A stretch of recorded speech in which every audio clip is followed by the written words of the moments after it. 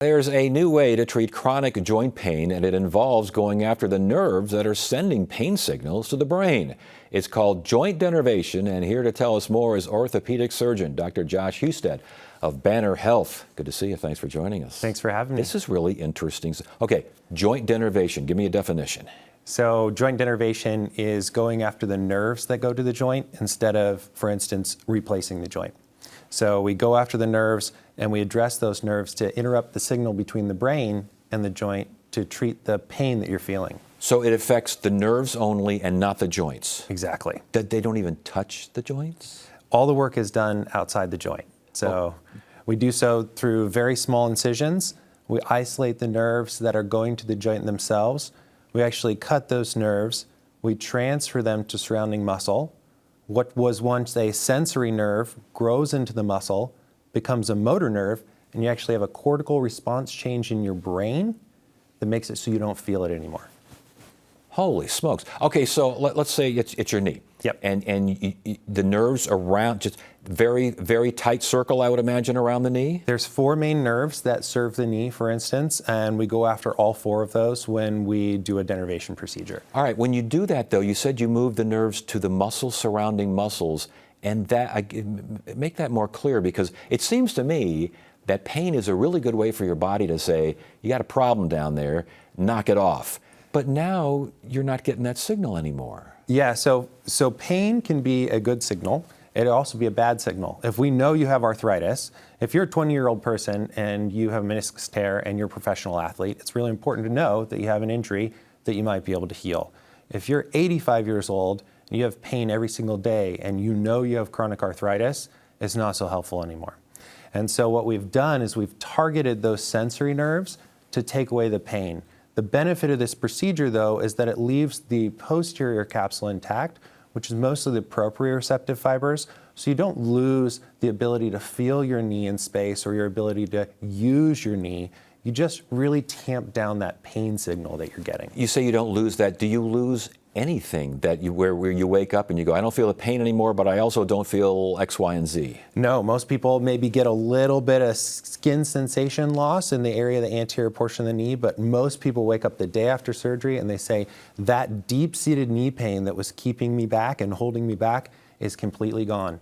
And I'm able to now do the things that I wanted to do, and my knee is functioning really well. And the knee will, whatever the joint, we're concentrating on knee, but it could be any other joint, it will function as normally as if you're 85 years old. It's not going to function the same way as if you're 35, but it will go back to that, huh? Absolutely. And, we do this in other areas of the body. We've done studies in the hand and the wrist, but the knee population is just such a huge need in our world today that we've really focused some of our most recent studies in the knee. How long a surgery is this? It's only about 45 minutes. Really? We use a camera to get inside underneath the skin. We make a little 3-centimeter incision on either side of the knee.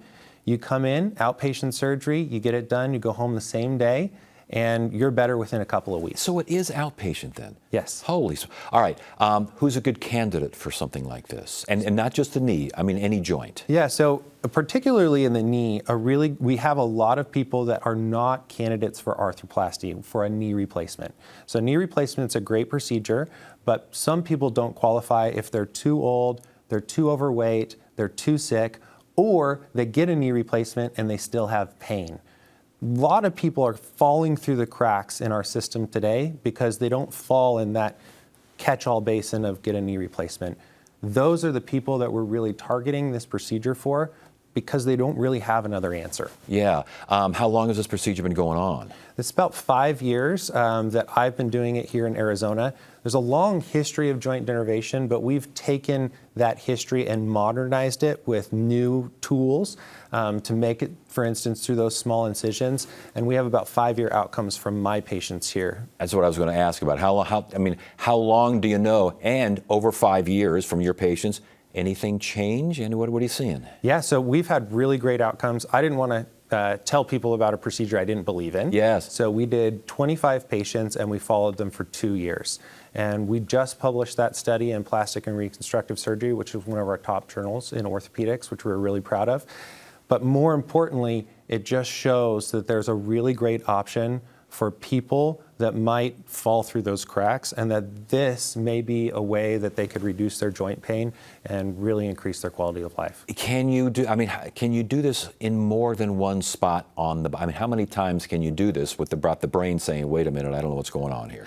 Our bodies are amazing, and it's fascinating that we can do it in multiple spots.